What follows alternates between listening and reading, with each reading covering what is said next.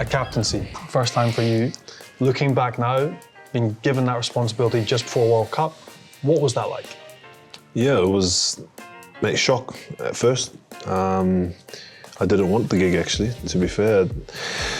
I remember I think he was naming the squad on a Wednesday, the World Cup squad. On Tuesday afternoon, he sent me a text saying, "I've got a job for you." Thinking, like, I've heard about the stories of Eddie and his texts and late night and early morning, and I just had the rant. I was like, oh. Then he gave me a call.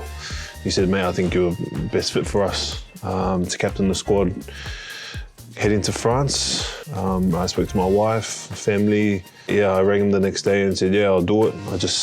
I don't want to change who I am, how I play, how I speak. I just want to do it how I want to do it." And Eddie was all about that. He said, "Man, I don't want you to change anything you're doing now. Literally, I want you to lead us. I want you to connect the team. I want you to bring us together." The rest is sort of history, yeah. We trained bloody hard, man. Like, we trained hard under Eddie, under the staff there. I thought our squad was ready. And you know, we fell short of what we wanted to achieve as a team. My focus is to, I guess, move on from that and try and perform well club-wise in order to get that opportunity again. We've got a new coach now as well, so everything's a bit up in the air for me, and all I can really control is home, and that's at the moment that's club footy with La Rochelle. And you move on. So you dealt with captaincy, something that was a shock, but you took on injury as well, completely unfortunate. There was also a little bit of surprise from the outset around some selection. You know, Michael Hooper, Quade Cooper, boys that had been in and around and involved. Most people thought they would be travelling with the squad as well. Was there a bit of shock about that level of seniority being left out at the time? Yeah, of course. I think whenever you leave almost 200 caps at home, like there's always going to be questions from within the group, from outside the group.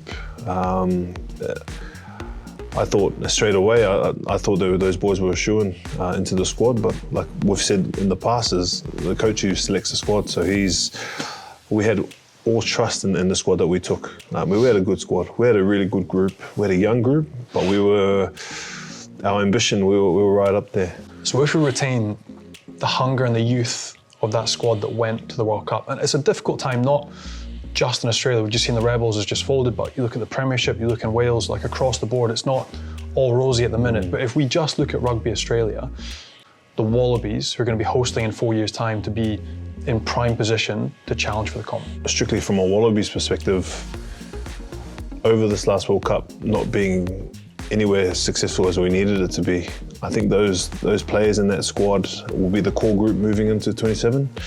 I think we'll have a new coach as well, so there'll be like you said, a 4-year cycle in which we've got the Lions and then into the World Cup, where we can really build some foundations, and moving forward, we have a great Super Rugby season this year, move into the Lions next year, and really build into that World Cup in 27, because it's going to be equal or on par with the French one, I think, with what's happening back home, and the weather's going to be great, and the food and the wine in Australia is not bad as well. So, but yeah, mate, I think it will be something that was well needed in Australia, and the timing would be just perfect. Mate, I couldn't agree more. And the man that's been named to come in, like what reputation he has, like just come off the back of the ABs, but everyone loved him with Ireland. Yeah. The work he did with Clermont before as well, with Vern Cotter, like one of the world's best coaches. So just how much are you looking forward to working with, and what type of input do you think Joe Schmidt is going to have on the side?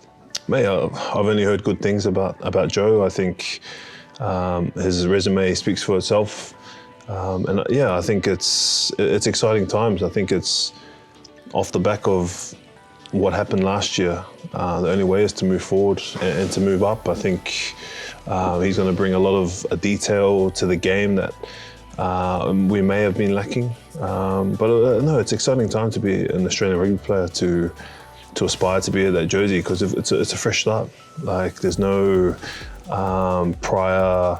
Literally, he's coming in with a fresh, clean slate, and he'll just select who he wants. So that might have been my last test against Georgia last year, but like I said, you can only control what you can control.